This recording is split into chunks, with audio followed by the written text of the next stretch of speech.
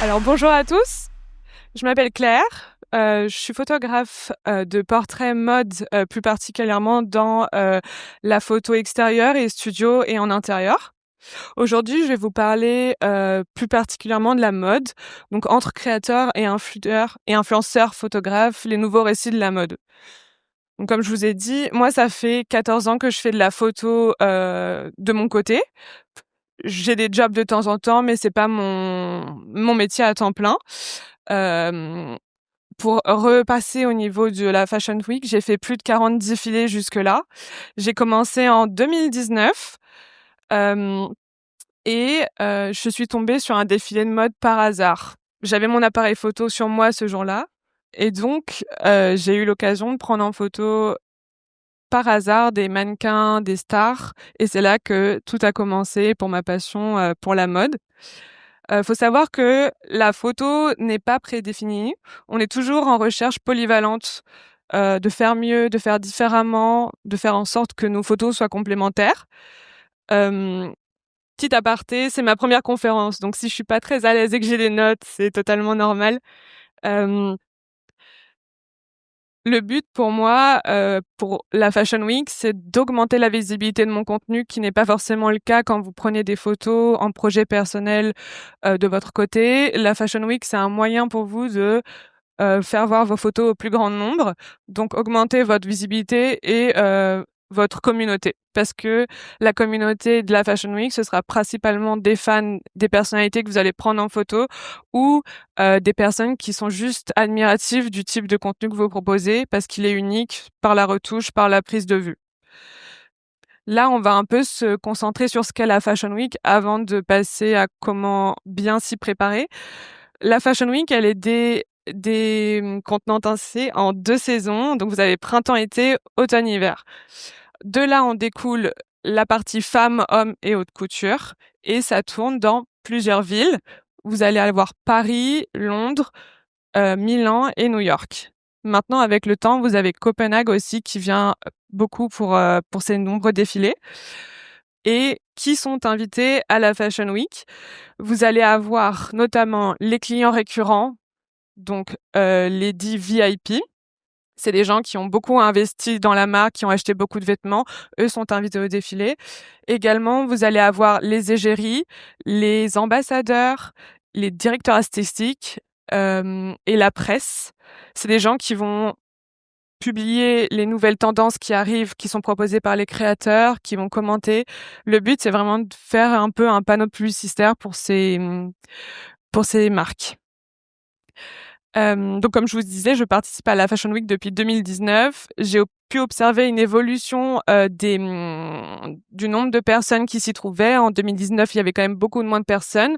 De nos jours, avec les réseaux sociaux, TikTok, Twitter, Instagram, tout devient plus viral, donc les lieux sont divulgués plus rapidement. Dans les Fashion Week, les lieux restent cachés à la base pour éviter justement les mouvements de foule. Mais du coup, dû aux réseaux sociaux, les lieux se savent beaucoup plus vite. Donc, faut faire attention au nombre de personnes, mais ça, on en parlera juste après. La problématique, c'est dans le monde de la Fashion Week, comment se faire remarquer et déclencher les opportunités pour rebondir. On va d'abord parler de comment s'y préparer, quels sont les facteurs à anticiper pour mieux appréhender le moment venu. Puis les facteurs à anticiper parce que c'est un milieu assez compétitif et faut optimiser au maximum tous les facteurs. Et enfin, comment rebondir après ces défilés, comment éditer votre contenu ou publier et vraiment utiliser tous les facteurs pour optimiser et mieux se faire connaître. Avant les défilés, donc nous, on a la chance quand même de vivre dans une des plus belles villes du monde qui est Paris. Vous allez avoir le décor qui est magnifique. Donc, vous n'avez pas seulement le modèle que vous allez prendre en photo, mais vous allez aussi avoir l'environnement, ce qui vous fait un ensemble assez joli. Faut en profiter. Vous avez certaines marques qui font les défilés aux mêmes endroits. Donc, je vous disais que ça restait caché, mais beaucoup de défilés sont connus comme Chanel au Grand Palais, Schiaparelli au Petit Palais ou Yves Saint Laurent au Trocadéro. Là, vous pouvez être sûr que dans ces lieux-là, il y aura beaucoup, beaucoup de monde. Hem, donc c'est à prendre en compte si vous souhaitez, y aller. D'autres marques changent aussi de lieu, donc vous avez beau être, à un défilé le moment venu, l'année ou la saison précédente, on n'y sera plus du tout au même endroit. Donc je vais vous expliquer après comment les avoir, les lieux sans trop prendre, de risques. Hem, Ce qu'il y a à prendre en compte aussi, ce sont les horaires, parce que les défilés s'enchaînent assez rapidement entre eux. Un défilé peut commencer à 12h30. Moi, personnellement, si c'est une marque que j'affectionne, si c'est une grosse marque, je vais venir 1 heure et demie à l'avance pour trouver le placement, tourner autour du lieu, chercher les meilleures sorties, les meilleures arrivées pour voir, faire un peu de repérage. Mais c'est vrai que, ça prend du temps. Si derrière vous voulez aller à un autre défilé, faut vous organiser. Si vous faites juste l'arrivée des stars et après vous partez, vous allez à l'autre défilé. Tout ça, c'est vraiment une logistique à prendre en compte, que vous avez que quand vous avez le calendrier. C'est vrai que si vous avez pas les lieux, dans ces cas-là, la gestion du temps sera plus compliquée. C'est vraiment un choix personnel. Je vais vous parler du facteur de la météo. Donc tout d'abord, quand vous possédez un temps ensoleillé comme aujourd'hui, c'est hyper agréable déjà pour vous. Des fois, ça peut être un peu chaud, donc quand vous pensez casquette, haut, c'est des petites choses, des petits détails qui font qu'en Fashion Week, vous allez être beaucoup plus à l'aise. Le soleil, ça vous permet d'avoir du plein soleil, comme sur la photo juste ici, où on va pouvoir observer bien les détails des vêtements, des bijoux, des maquillages, des coiffures. C'est assez marqué sur le visage, donc ça a un rendu très dur. Vous pouvez aussi faire du contre-jour. C'est vraiment une météo qui vous donne 3 éclairages, optimales.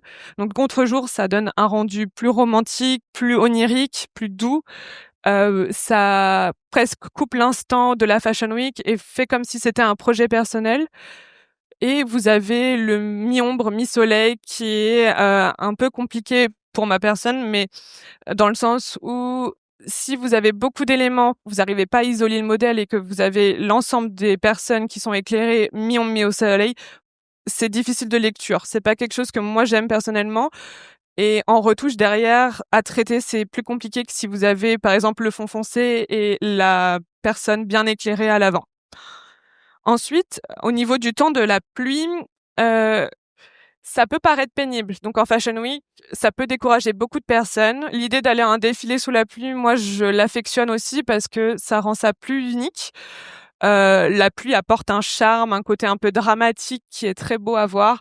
L'inconvénient, ce sera les parapluies évidemment, en photo, c'est pas toujours, évident. Là, on a la chance au défilé Valentino d'avoir des parapluies noirs. Tout est homogène. C'était pour la collection printemps-été, il me semble. Donc les personnalités étaient très colorées, très habillées en rose notamment. Donc le contraste foncé clair était super pertinent. C'était un défilé assez intense parce que c'était au carreau du temple, on était très serrés. On essayait tous de se faire une place entre les objectifs des uns, des autres, les fans, c'est pas évident. En tout cas, la pluie, ça donne plus un côté mélancolique. Vous aurez ensuite le temps nuageux, donc ça permet d'avoir une lumière uniforme. Vous pourrez faire une photo, peu importe le placement où vous serez, la lumière sera pareille. Donc du coup, là, il faut optimiser l'endroit que vous choisissez. Là, on est sur le défilé Fendi. J'ai pris une mannequin à la sortie car, des fois les mannequins, vous verrez, c'est aussi très pertinent en photo. Les ombres disgracieuses en dessous des yeux, c'est le seul point négatif que je pourrais apporter à cette lumière. Si vous avez du temps à perdre en retouche, moi je sais que je les efface, je suis assez efficace en retouche juste pour ça. Ça dépend la cible. Si vous avez une agence presse derrière et que vous avez pas le temps, évidemment, vous allez pas passer en retouche. Mais si jamais c'est des photos pour vous, pour enrichir votre portfolio, n'hésitez pas à prendre le temps de gommer des petits détails qui feront que la photo se lira plus facilement. Ensuite, vous avez à aller voir la photo de nuit. Alors, de ce côté-ci, vous avez une photo sans flash. Je dis sans flash parce que la photo a été faite au moment où le photographe du photocall avait flashé. J'ai pris la photo. C'est un moyen aussi de, si jamais vous n'avez pas de flash Cobra ou vous n'êtes pas encombré de ça, utiliser les flashs des autres personnes sur place en rafale. C'est hyper pratique. Donc là, on était sur le défilé Yves Saint Laurent avec Dua Lipa. C'était très, très, très loin. Donc j'avais un 70-200 sur cette photo. Donc beaucoup de grains. Faut pas avoir peur de pousser les ISO à ce moment-là. Moi, je sais que j'aime bien le rendu un peu vintage, un peu moment volé, pas pas très propre de temps en temps. Hem Mais voilà. Ensuite, pour la photo avec le flash, là, moi, j'ai utilisé un flash Cobra. L'inconvénient de cette, technique-là, c'est que vous allez porter un flash Cobra. Donc c'est un peu plus lourd. En Fashion Week, ça vous fait toujours plus de matériel. C'est un parti pris à prendre. Mais en termes de qualité photo, ça vous fait un rendu comme en studio, donc c'est plutôt joli, surtout de nuit. Ça met en valeur les vêtements, on voit très bien les détails, ça reflète la lumière. Mais du coup, faudra aussi anticiper batterie, pile, c'est des petits détails en plus à voir. Donc là, c'est tous les éléments qui sont hors de notre contrôle, mais maintenant je vais vous passer aux éléments que l'on peut contrôler, dont notre matériel. Je parle pour mon cas personnel, ce que j'utilise en Fashion Week. Donc à la base, j'étais sur un D850 avec un 24-70 et un 70-200. Le 24-70, je le recommande vraiment si vous avez des lieux où vous pouvez vous approcher facilement des guests, ou si vous pouvez faire du grand angle ou faire de la photo plutôt reportage. Le 70-200, il est excellent si jamais vous êtes loin et que vous voulez juste cibler sans bouger. En tout cas, ce sont 2 zooms que je recommande plutôt pour la Fashion Week. Si vous avez une focale fixe, c'est pas mal, mais vous allez devoir plus bouger physiquement. C'est un parti pris à prendre. Après, ça dépend vraiment de vous, c'est un choix personnel. Récemment, je suis passée au Z8, qui a un rendu incroyable par rapport au D850. C'est vrai que j'ai noté une, qualité d'image bien mieux, avec un plus joli bokeh, plus subtil, des tons verts et de bleu que j'affectionne beaucoup, donc je suis ravie de pouvoir shooter avec les 2. Et du coup, j'ai pris un 24-70, pour compléter, pour avoir d'un côté mon D850 et d'un autre côté mon 24-70. Là, j'ai fait la Fashion Week, quelques défilés récemment, il y a une semaine. J'avais juste les 2 appareils photo sur moi. J'ai choisi de pas trop m'encombrer parce que, limitage de mal de dos et cetera. Mais je vous recommande de prendre un sac à dos si vous êtes amené à faire toute la journée ou plusieurs jours. Moi, j'habite en centre de Paris, donc j'ai pu rentrer chez moi, changer, repartir. Mais le sac à dos, c'est un basique. J'ai mis le petit flash Cobra, du coup, en dessous, en plus, si besoin. C'est important de vous équiper de bonnes cartes SD avec une bonne vitesse. Vous allez faire des rafales et faut que ça suive derrière. Si jamais vous pouvez mettre 2 cartes SD pour une qui copie en même temps que l'autre, prend les photos, c'est encore mieux. Ça dépend de votre budget aussi. Et du coup, par après, un ordinateur avec des disques durs, préférence SSD pardon, parce que ça permet la lecture de nombreuses photos rapidement. Si jamais vous pouvez faire du tri directement pendant les défilés, pendant que le défilé a lieu, en attendant d'avoir les invités qui ressortent, vous supprimez des photos, essayez d'optimiser au maximum votre temps. Je sais que, les photographes presse, pour le coup, ont leur ordinateur sur eux, ils envoient directement aux agences. Plus c'est vite, mieux c'est. C'est un peu la pression de la Fashion Week, il faut vraiment, avoir un rendement rapide. Et bien sûr, le petit tabouret, qui n'est pas négligeable sur certains moments, déjà pour vous asseoir, mais aussi si jamais vous avez des personnes devant vous, vous sortez le petit tabouret, vous le dépliez, vous avez une meilleure vue juste avec peut-être, 40 centimètres de plus, ça vous fait toute la différence. Donc voilà, c'est toujours bon à prendre. Mais vis-à-vis de tout ça, une fois qu'on a le matériel, qu'on a le planning, comment est-ce qu'on s'organise? C'est toute une logistique de compromis. Des fois, ça peut vous amener à la frustration, due à la foule, aux fans, si le lieu est grand ou petit. S'il est grand et que vous avez pas accès aux entrées comme, Chanel au Grand Palais, ça, c'était très compliqué. Ça peut vous frustrer parce que vous attendez longtemps et vous vous rendez compte qu'au moment où l'invité arrive, vous y arriverez pas. Ça peut être embêtant. Si le lieu est au contraire petit, comme ça peut l'être avec Dior au musée Rodin, les voitures passent au milieu, vous n'avez pas accès, tout est à la même hauteur. Dans ces cas-là, le tabouret peut être pertinent.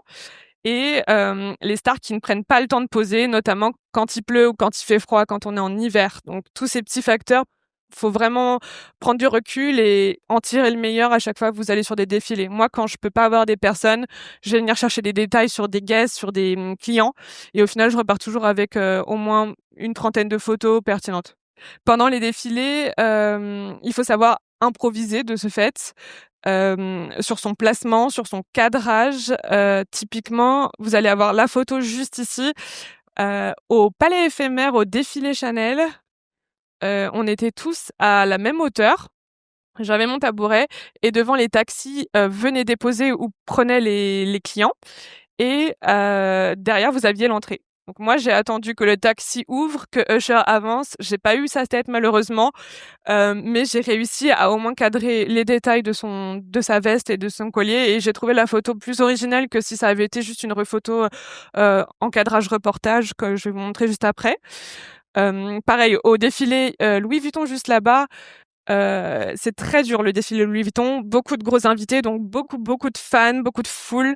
C'est souvent assez compliqué, beaucoup d'entrées différentes et je me suis dit: «Au lieu de repartir sans rien, je vais jouer sur les ombres, le logo, les invités, le cadrage» et la photo juste ici en podium, je suis un peu arrivée à la dernière minute, donc je me suis glissée devant, j'étais pas tout à fait face au mannequin et je me suis dit: «Je vais utiliser le sol pour réfléchir la lumière et rendre la photo un peu plus, unique et avec plus de charme».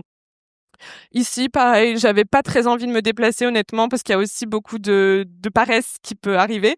Je me suis dit: «Ah, c'est joli avec l'ombre, ça change des photos traditionnelles qu'on peut prendre des invités» et j'ai joué avec, cette opposition ombre-lumière. J'ai passé la photo en noir et blanc, mais c'était pas très joli à mon sens, donc j'ai préféré la garder en couleur. Je trouve elle captive beaucoup plus avec le rouge de la veste. Donc là, c'est toutes les photos que j'ai fait en cadrage reporter pour que vous ayez un peu plus d'idées. Vous avez du plan américain, du plein pied, du portrait. L'idée, c'est de faire un maximum de types de photos différentes si vous voulez absolument avoir des photos complémentaires entre elles pour que vos séries, ne se ressemblent pas. En fonction des marques, du coup, vous choisissez de prendre un accessoire, une coiffure, un maquillage. C'est aussi un moyen de mettre en valeur les petites mains qui ont travaillé le look de leur côté. Et malgré tout, le chaos de la Fashion Week, vous pouvez quand même ressortir avec de belles photos et c'est ça qu'il faut prendre en compte. Faut vraiment y aller sans attente. Moins vous avez d'attente, mieux vous ressortez avec des plus belles photos. Donc en plus de la photographie, vous allez faire des rencontres évidemment. C'est à ce moment-là que je vais vous parler de comment avoir les lieux. L'idée, c'est de parler avec un maximum de gens autour de vous, essayer de trouver des gens qui vous ressemblent dans le style de travailler la photo. Moi ici, là, vous pouvez voir que j'ai rencontré une copine là sur ce trottoir-là et j'ai une amie qui avait fait la photo pile au même moment, donc c'était assez rigolo.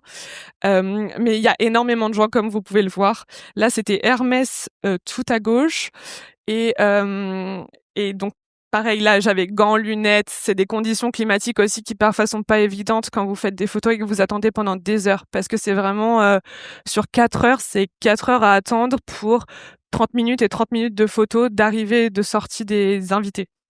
Heu, donc l'idée, c'est vraiment de sociabiliser dans ces moments-là. Vous faites des contacts. Déjà, vous agrandissez votre réseau de photographes. Il y a souvent des groupes Instagram ou WhatsApp qui divulguent les listes. Il y a un PDF de liste, qui fuite souvent, ça arrive et bah, c'est pratique. Plus vous allez au Fashion Week, plus vous cultivez ça, moins vous faites de Fashion Week, plus vous avez de chances de moins avoir de lieux et après ça peut vous freiner quant à reprendre la Fashion Week. Après le défilé, donc là, je vous ai fait un petit déroulé. Vous allez au défilé, vous faites votre post-production, vous allez venir chercher, c'est hyper important, les personnes que vous prenez en photo parce que vous n'allez pas connaître tout le monde sur le moment, vous allez pas tout le monde, tout reconnaître.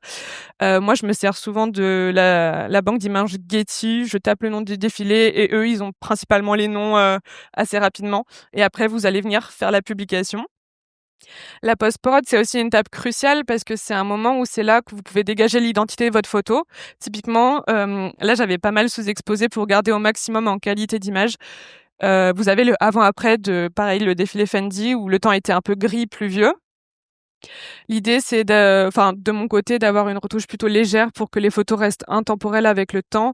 Vers 2019-2020, j'avais une retouche très forte, très vintage avec des tons, des ombres très colorées, des hautes lumières très colorées. C'est vrai qu'avec le temps, je me suis dit: «Ces photos-là, je les aime plus» et pour les défilés à venir, j'ai pas envie de sentir que mes photos sont obsolètes. Donc privilégier la retouche peut-être plus chaude, plus légère, quelque chose qui passe assez bien. Déjà, vous avez plus de chances de vous faire reposter par les personnes que vous prenez en photo, ou de faire connaître votre travail parce que plus c'est léger, plus ça touche de monde aussi. Après, je dis pas que vous devez pas être, heu, pas original, justement, au contraire. Faut vraiment que vous aimiez votre travail avant tout. L'idée, c'est en post-production, quand vous avez, travaillé avec beaucoup de photographes sur place, vous avez côtoyé beaucoup de gens, vous rentrez chez vous, vous êtes seul, au calme. C'est ça qui est bien avec les défilés, c'est que vous avez la partie sociale et la partie plus introvertie, parce que moi, je suis très introvertie comme personne. Donc c'est un petit moment où je récupère un peu en énergie. Mais personnellement, moi, je travaille avec la suite Adobe, donc Lightroom, Photoshop. Je sais qu'il y a d'autres logiciels qui existent, mais depuis assez jeune, je travaille avec ça, donc c'est vrai que je me vois pas trop changer. Hem Et une tablette graphique pour gagner en efficacité. Donc l'idée, c'est de diffuser ces photos rapidement sur les réseaux sociaux. Mes plateformes principales à moi, ce sera TikTok et Instagram. Vous vous rendez pas compte, mais la Fashion Week, c'est vraiment très viral. J'avais posté un TikTok d'une photo de Jenna Ortega, donc l'actrice de Mercredi Adams, avant que Mercredi Adams sorte. Je poste ça, je fais 12 millions de vues, 40 000 abonnés sur TikTok. J'ai jamais compris, mais c'est hyper, gratifiant de voir nos photos aussi vues par plein de personnes. C'est vrai que du coup, ça fait un peu peur parce qu'on se dit par la suite, est-ce que je pourrais ressortir un contenu à la hauteur des attentes des personnes qui viennent de s'abonner ou pas? Mais moi, j'estime que faut pas se mettre de pression, faut juste continuer. Ça, c'était un buzz une fois, ça retombe et après ça peut repartir. L'idée, c'est de bien taguer les personnes aussi sur la photo, sous la photo, les hashtags, tout en Fashion Week se voit. Il y a beaucoup de fans qui sont sur place, qui vont venir chercher les photos qu'ils ont pas eues sur les réseaux et c'est à ce moment-là que c'est pertinent de bien poster et rapidement. L'idée aussi, ce que je fais, c'est en story. Quand je retouche, dans l'instant, je prends une photo, hop, je l'airdrop, je la mets en story tout de suite. La story, j'hésite pas, le post, je vais venir le poster plus tard, peut-être vers minuit, 1 heure, un peu une heure internationale où tout le monde est sur son téléphone plus ou moins. Et l'idée, c'est d'alterner entre story et publication pour, élargir le panel au maximum.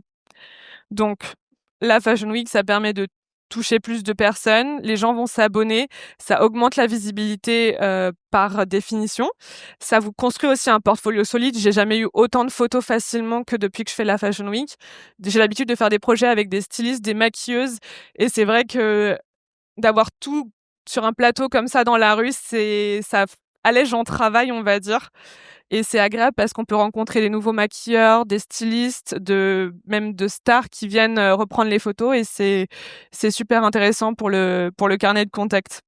Ça m'a permis aussi de décrocher des jobs dans Fashion Week, donc des agences d'influence qui me disent: «Je veux que tu prennes en photo, cette influenceuse-là à cette sortie ou avant d'entrer» et du coup, c'est des petits jobs de temps en temps qui sont pas négligeables. J'ai eu l'occasion aussi de me faire remarquer par Coco Rocha, donc c'est une mannequin internationale que j'ai pris en photo à une sortie du défilé Elisab et elle est venue me suivre sur Insta et me demander: «Est-ce que tu peux venir à Concorde demain pour me prendre en photo?» et c'est ce que j'ai fait et du coup, c'est toujours, super gratifiant qu'on te choisisse pour faire des photos en privé, surtout une grande mannequin comme ça. C'est vrai que ça m'a beaucoup touchée. Mais vous me direz, le contenu de l'influenceur, est-ce que ça va pas venir aussi concurrencer le photographe? C'est la question qu'on se pose souvent parce que les influenceurs sont maintenant invités à l'intérieur et est-ce que la photo des gens à l'extérieur valent autant? C'est quelque chose qu'on va voir juste ici. J'ai comparé un peu les objectifs de chacun. Typiquement, l'influenceur, il va venir promouvoir la marque via les stories, les publications. C'est quelque chose qui va être, vu par beaucoup de personnes selon le nombre d'abonnés, donc une forte visibilité avec un public large et c'est rapide. Ils postent dans l'instantané. La vulgarité des tendances aussi, c'est quelque chose qui va être fait, c'est des personnes auxquelles on peut s'identifier chacun et on va avoir l'impression qu'ils portent, un vêtement, tout le monde peut le porter, même si c'est de la haute couture. Ça va vraiment démocratiser le milieu de la mode qui avant était beaucoup plus élitiste. Le public donc sera plus large et plus jeune, et ça peut aussi créer des buzz via leurs stories et de la désirabilité. La marque a beaucoup intérêt à prendre des influenceurs parce que ça peut amener à des ventes par la suite. Le photographe, quant à lui, il va venir valoriser vraiment le côté de la mode, servir de média pour la presse et en mémoire visuelle. Je vais vous expliquer un petit peu.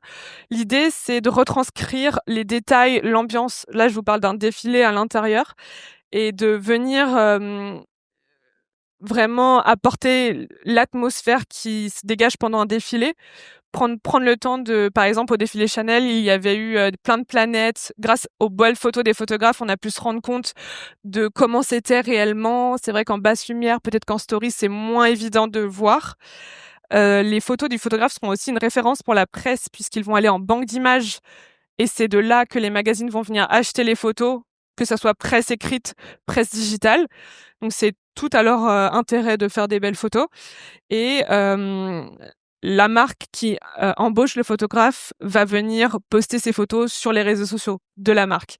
Donc l'idée, c'est d'avoir des belles photos qui représentent bien le défilé comme il a été pensé, les directions artistiques ont tout pensé, la lumière, les mouvements, comment marchent les mannequins, le mouvement des vêtements. L'idée, c'est vraiment que le photographe fasse tout pour mettre en valeur pour que derrière la marque puisse reposter les photos. Il y a une mise en valeur de ce fait artistique, il y a un vrai œil. Les photographes, si on a cette passion en commun, c'est qu'on a une appétence pour les lignes directrices, les couleurs, la retouche. C'est un ensemble qui fait que c'est un talent. Et ces photos-là, à la fin, peuvent servir d'archives, comme vous avez des magazines ou des gros livres avec des anciens défilés Dior, Prada, Chanel. D'archive en archive, les directeurs artistiques peuvent suivre ce qui a été fait pour garder une cohérence avec la marque jusqu'à remoderniser ou rechanger des détails. Ça permet d'avoir un ensemble plutôt homogène et avec une histoire, appuyer le storytelling pour crédibiliser la marque. En conclusion, à mon sens, les influenceurs et les photographes ne sont pas du tout concurrentiels, mais ils se complètent puisqu'il y en a un qui va être là pour capturer l'instant présent, la rapidité, et l'autre pour plus de la durée et servir d'archive. Donc, je dirais même qu'un photographe, pardon, puisse devenir un influenceur comme vous avez avec Alice Moitié. Donc, c'est une photographe de mode qui a un TikTok qui l'alimente régulièrement. Elle est connue quand on la voit sur des photos, on sait que c'est elle qui a fait les photos et c'est vraiment mêler l'influence et la photo qui, pour moi, elle trouve ça hyper intéressant. Vous avez aussi en Fashion Week Édouard Berthelot, pardon. Lui, il fait beaucoup de vidéos de lui où il se filme en train de courir. Il montre à quel point il faut être dynamique en Fashion Week. Typiquement, c'est comme ça que ça se passe. Si jamais vous voulez aller voir son travail, je vous le conseille fortement. Et vous avez Loïc Prigent, plus pour le côté vidéo. Lui, il est carrément invité au défilé, il est en front row comme un invité et à la fois, il fait son contenu de média. Donc c'est un mélange influence photographe que j'admire énormément. Pour la Fashion Week, globalement, il faut savoir être organisé, mais dans votre organisation, vu que ça reste personnel, écoutez votre instinct. Si vous sentez de changer d'endroit, de photo, de retouche, il faut vraiment vous écouter, être efficace, ça c'est la clé. Pas passer 1000 ans à hésiter. Quand vous faites les photos pendant le défilé, retenez les images en direct. Vous dites, ah, cette photo-là, je sais que c'est elle, comme ça vous savez quelle sélection vous allez faire et restez créatif. Donc dans votre retouche, osez, même aussi dans le cadrage, pensez à retranscrire ce que vous pouvez faire en travail personnel dans la Fashion Week, faire des détails si vous aimez les boucles d'oreilles parce que vous faites de la photo bijoux, faire de la coiffure, ou moi je sais que j'aime beaucoup les personnalités publiques, c'est un peu mon défi d'avoir toutes les têtes, donc du coup voilà.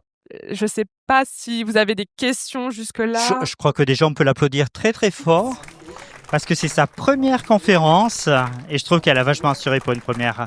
Merci Claire. Qui lance la première question? Bonjour, merci pour tout ce que tu nous as appris. Avec plaisir. Je voulais savoir comment commencer dans ces milieux si on connaît pas trop des modèles et des influenceuses qui sont là-bas. Tu vois, je vais faire une photo d'une personne qui est super connue, mais moi, je connais pas.